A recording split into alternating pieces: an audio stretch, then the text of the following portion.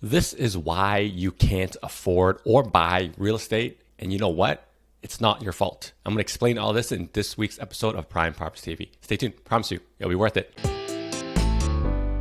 Good day, Toronto. Welcome to another episode of Prime Property TV. So glad you could join me here today. So I wanted to take this opportunity to kind of share my screen with you today so that you understand from a different perspective of why you can't buy real estate. And you know what? It's really not your fault. So I'm going to go through a slide deck basically I presented to you. It's going to be kind of like school again so that you can understand at a very basic fundamental level why this is becoming more and more difficult. And the truth be told is, it's not your fault. It's just the money game that we have been forced to play, and it's really rigged against us, right? So let me share my screen with you.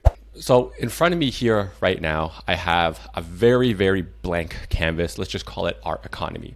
It's a 10 by 10 grid where yellow just means $1, and that's how much money is in the economy. So at the forefront, you have $100. That's it, right?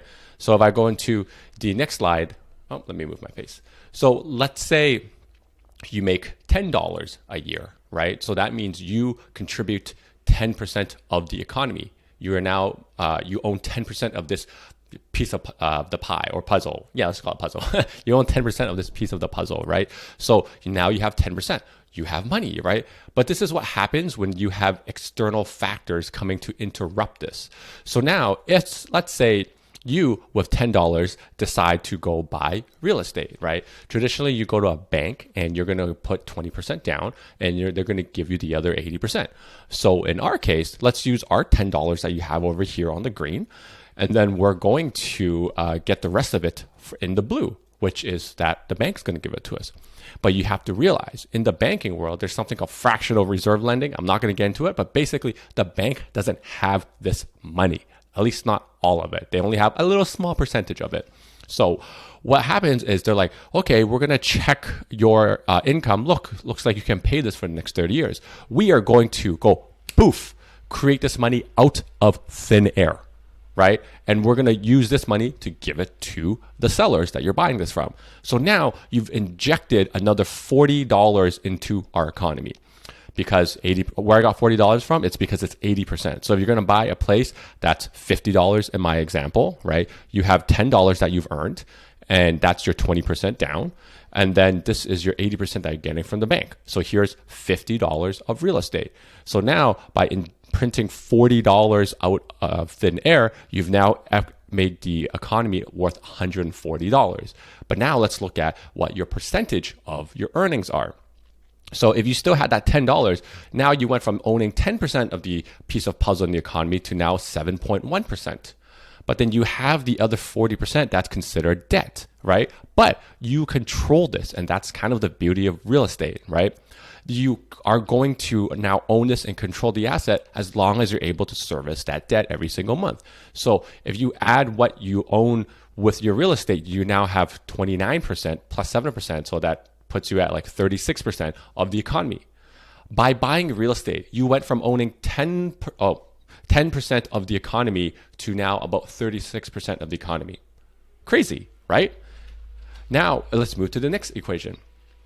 Let's say the government decides to print money like we did. Our government decided to bring a whole bunch of money into the system. So if they decide to go, what I put here, if they decide to make the money now to $200 in economy, so they printed another $60, and you can't control where this money goes, right? Some of it, in our case, went to CERB, some of it went to businesses, some of it went to bail out Air Canada, right?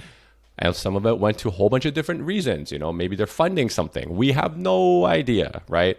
The transparency for this is really not there. So what happens is if now there's $200 in the economy, you're still making $10, which means now you went from owning 10% of the puzzle to 5% of the puzzle. This is a type of inflation.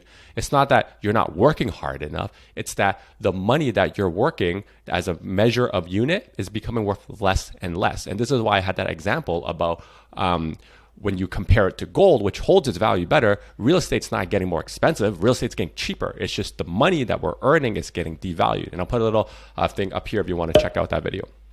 Then when you add in your real estate, it's still worth the same amount of debt. You still have owned the same amount of the equation. So when you add this, now you went from 36% to 5 plus 20%, which is 25% of the economy. Think about that. Because the government, because they control the central bank, they go on, poof, all this money came into circulation. Your money is still worth less. Sorry, your money that you're making is the same, but the money that it's actually worth is worth less. So is money getting more valuable or less valuable in the equation?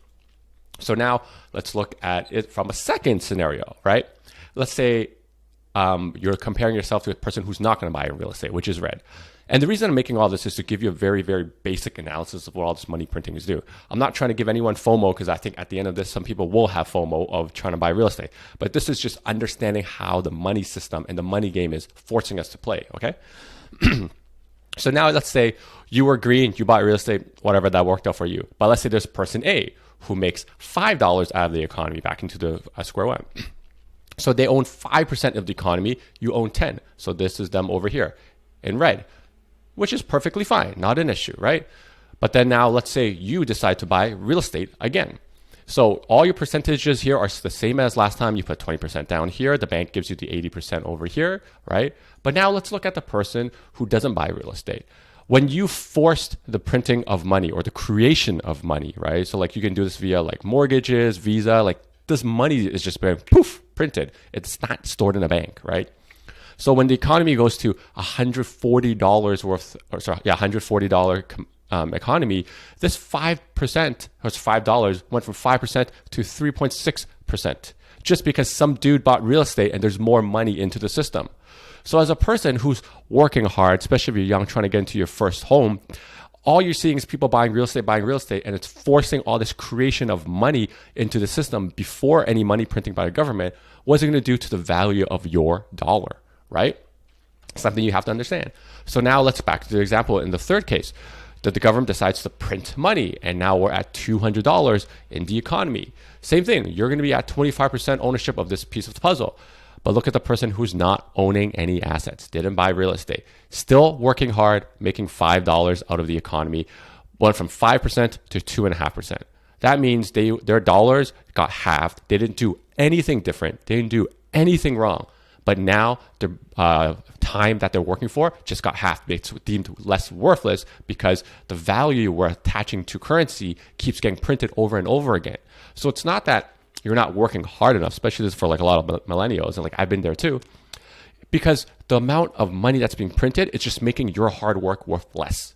If you think of it from a time perspective, if you work 40 hours a week and you get paid $10, if they print money, you're 40 hours a week, in order to make the same money and have the same type of lifestyle, you have to work now 80 hours. Time is a finite kind of commodity. You can't have more of it. But money, we can print more of it. So how are we measuring ourselves versus time, energy, or money? It's something that you have to understand. The money game is messing up why you can't buy real estate, right? And it's not your fault. So now let's look at what happened in 2020 as an example. Let's say we had CERB and money printing, right? So just for easy sakes, let's say CERB doubled everyone's money, right? So the person A, they got one chunk here, and now they got another chunk here. But then this is what kind of like, I don't want to get too political, but like, let's just say this is a type of socialist government where everyone should be equal, right? And I agree that everyone should have an opportunity. But this is what happens when you print money out. So the person who can't afford to qualify for a mortgage or buy a mortgage or just doesn't understand this money game, they're at a disadvantage. Because now let's say the government doubled their money with CERB. Now they're at $10, right? They own a little bit bigger chunk of the puzzle at 4%. But what happens to the person's money that gets doubled, right? They are now able to buy more real estate, right? So now they've created another property out of thin air. So this could be an investor. This could be buying it for their kids or something, right? Now they own 32% of the puzzle plus 6%, which is at 38%, which is an increase from the last one. Whereas the person who is very happy because they got some government support for getting some more money and they can get by for the next little bit. But what happens if this system perpetuates over and over and over and over again? The people without assets get completely destroyed. And this is why I keep saying the wealth gap keeps getting bigger and bigger and bigger. It's not the person who can't own assets' fault. It's just that the fact that when you print money, you're destroying the people in the middle and any chance of owning anything and getting ahead. So really, in order for you to get ahead, you kind of do what a lot of real estate investors do. You leverage up because debt is cheap and you know they're going to keep printing money. And this is kind of the money game. So when I talk about, how real estate sometimes can't crash or like all the government interventions are coming in, I'm like, look, they're not doing anything to reduce the kind of asset bubble that's coming. All they're doing is printing more money, and those who get the money are going to be able to win. And they have an advantage over those who get it but can't leverage it, right? So if you think about what happens when money printing, like back to my Air Canada example, if they decide to give like a whole block of $50 to Air Canada, they get bailed out. But what are they doing with their money? Were they fiscally responsible with it, right? Versus the person who's working very hard, like 60 hours a week, but they don't own any assets, but their dollar just gets depreciated and devalued. So this is why I'm saying, like, a lot of the times first-time homebuyers can't buy real estate because of this reason. The money is getting devalued, right? So let me move my face. So here's a chart of all the things that I kind of talked about, right? In the first example, you had $100, you own $10, you own 10%, right, of the economy. Then when you, as the person in blue, decides to buy real estate, you pump in now more money from the bank and you now own 36% of the economy. But you went from basically 10 to 36 right here because you own real estate. But then if you add in the fact that the government decides to print money and they just give it or use it whatever they see fit, your 36% drops down to 25% because there's more currency in the system, but your income hasn't changed, right? If you didn't own real estate, look, your money just got halved got lost 25% and then lost another 25% right here. But you didn't do anything different. It's just the value of money becomes debased. Now, if we marry this up with the person A who doesn't decide to buy real estate, right? You guys both start off with 10%, 5%, right? Just because they make it less, maybe they can't qualify, low credit score, whatever, right? I'm just using it as an example. Then when someone decides to buy real estate, it gets halved, but then now you own 36% of it because you've printed the money, you've created money with the bank via a mortgage, and the person who's not owning anything just went from 5% to 3.6%. Then when the government decides to print money, you went from 25% of total ownership, which is fine. You've gone up from your normal 10%, right? Which is fine. You're happy. That's why a lot of people have made a lot of money in real estate. But then when you look at the person who doesn't own real estate, look, their money just got halved. It's at 2.5. It's crazy, right? Money printing. So when you rinse and repeat, look, the person who buys a second property increases their net worth. Whereas the person, even if they're given money, they go up by a little bit. But what happens when the next person buys more real estate and this person doesn't? That number just drops down. And that's the problem with the money system right now, right? You need to understand exactly what's going on and why you can't own real estate. It's not that you're not working hard enough. The game is rigged against you. You have to find a way to basically hop on the real estate ladder and all aboard this quote unquote gravy train that government keeps printing. It's not just real estate. It's just any assets, like even stocks. They're going to go up and down. But in the long run, if you own assets where there's scarcity of it, it's going to go up in value. This is why I keep saying Pokemon cards are going up in value because they're scarce. You know what's not scarce? Money, currency, fiat. You know why? Because they can go like this, poof, and print more. They don't even print this anymore in like a printing press. You know, when you have to like print paper money, this is just entering a bunch of numbers into the banking system. Because like I said, when you create mortgage, the banks just underwrite this. They do, they type a bunch of stuff and the money gets digitally transferred to the lawyers so that it can be paying out to the sellers. And then that's another bunch of thousands of dollars into the system. That's how the money system works. And you need to understand that. And it's not your fault if you can't buy anything, right? So here's a really good chart of how crazy the money printing is right now. Look, all the prime ministers put together right here, $630 billion. Here's our current prime minister. Lots of money printing. This is over the course of, I think, 3 or 4 years. No, right here. This is 6 years. If I'm doing my math, about 6 years. We've basically printed twice as much money. It's absolutely insane. Right? Absolutely insane. Here's another one I'll show you. This is not Canadian money, but this is a U.S. Supply of money, right? So it's called M2 money stock. You can see here, basically, the amount of money keeps going up. And ever since here, where COVID, look how fast it's going up. It's crazy, right? But let me show you it as a percentage of a year change to change, right? Look at what happened over here. Normally, we're getting like 5% increase of money. So this is kind of like saying, oh, if there's $100 in the system, now we add another 6%, we're at $106, right? Kind of like my example. And then on a decent year, right, maybe we add 10%. So we would go from my example of $100 to $110, right? And remember, every single year it happens, it keeps compounding over and over again, right? So we didn't print as much money in 2010 after we tried to stabilize in the recession, because remember, this is US number. But look at COVID. Where we are, 2020. Yeah, so March 2020, we were just about to hit it. We were at 6%, and they're like, you know what? Let's just print 25%, 20% of the money supply. So my example, you went from $100 to $120 worth of money. This is in the US supply of money. Look, we're almost at 20-something 5% of money. So this is not just a US phenomenon. All the big G7 nations are printing money. I think if you follow some of the economists like Lynn Alden, she said that we've printed about 25% of our money supply in the last year. So we went from a $100 economy to a $125 economy. So what's that doing to the money you're earning, right? That is what I'm trying to get across. It's not your fault you can't buy real estate. It's a global phenomenon. And the governments are printing money to kind of keep the economy from going up. But how much can they really print? And when will they stop? Can you really print yourself out of it, right? Because every government is in massive amount of debt. If you're in massive amount of debt, how are you going to increase your interest rate, right? Just to pay back the interest rate alone, it's going to be so high. This is why this whole money system is absolutely rigged and why I'm making this video. You can't buy real estate, not because you don't work hard enough, because the money system is rigged against you, especially if you don't have assets. So this is why you need to know the rules and how to beat the money game that we're all forced to play, right? The last thing I'm going to leave you with is, this is a really funny thing I found. You know how I always talk about playing Monopoly in real estate because it's kind of like an analogous example? Here's what happens when you talk about why banks keep making more money, right? I'll read this for you. What if, and this is a Monopoly card, what if the bank runs out of money? Some players, let's call these people, some people think the bank is bankrupt if it runs out of money. The bank never goes bankrupt. To continue playing, use slips of paper to keep track of each player's banking transactions until the bank has enough paper money to operate again. The banker may also issue new money on slips of ordinary paper. What is that? Money printing. Right there. Banks won't go bankrupt. Just here's some paper. Just continue playing. It's okay. But who gets screwed? The end users, which is us, because we don't have the ability to create money. And our only way to create money is via mortgages or, have different types of income producing assets, right? That's how we can get closer to the creation of money.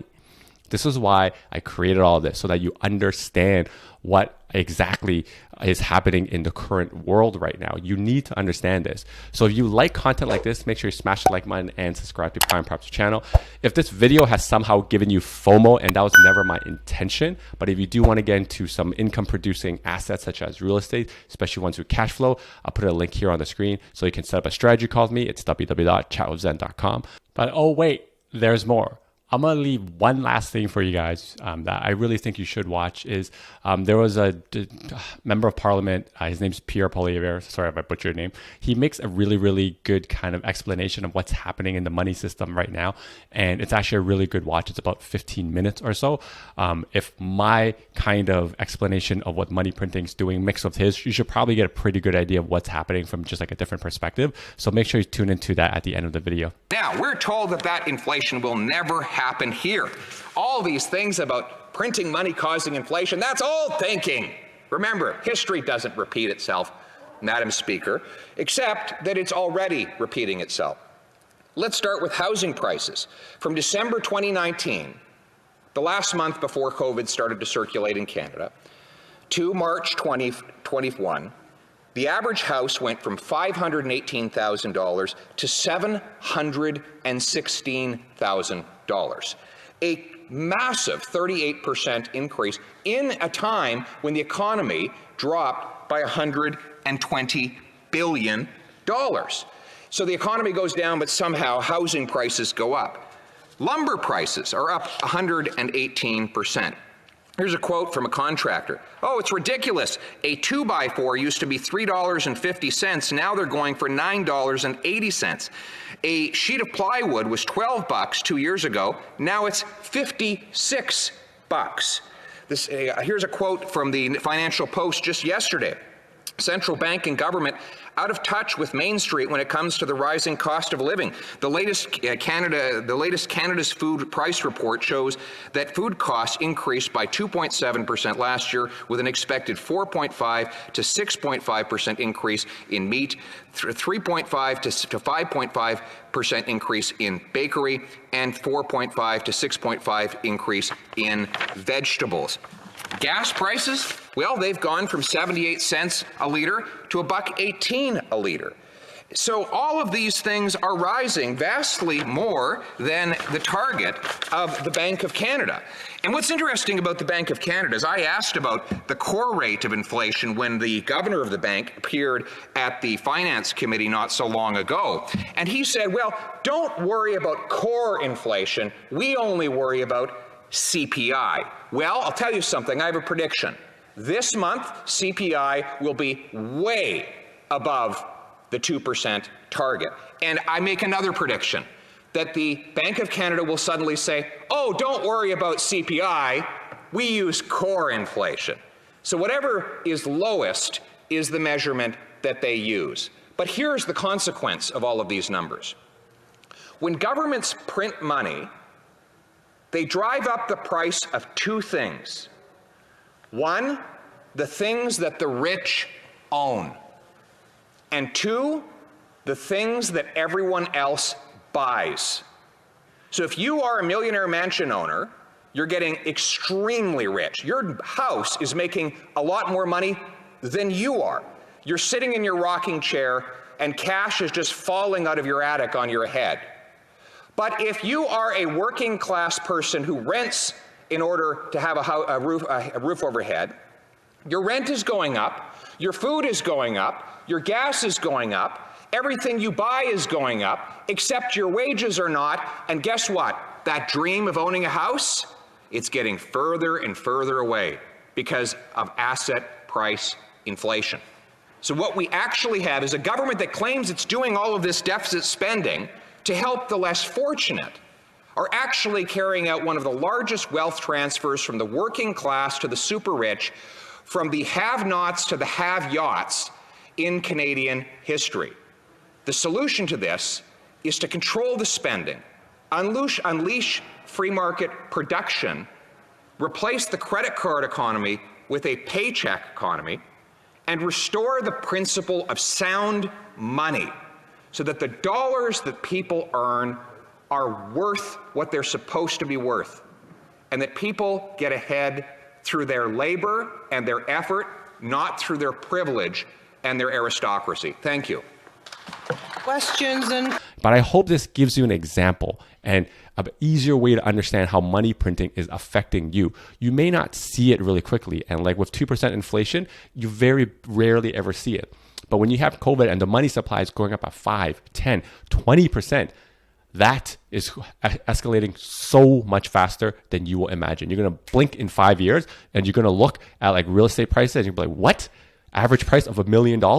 Average price of $1.5 million? My haircut has doubled in price in 2 years. My grocery bill has increased by about 20%. I haven't changed anything I bought.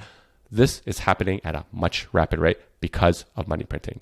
So you can't buy real estate, not because you don't work hard enough, but because a very big portion of the money printing and the inflation is going so fast right now that it's outpacing your money that you're earning. So hopefully this helps. Until next time, your move, your future. See ya. Now that you're done watching this one, how about this one? Oh, you know what? This one's good too. Ooh, this one's really good. You know what? Just watch them both.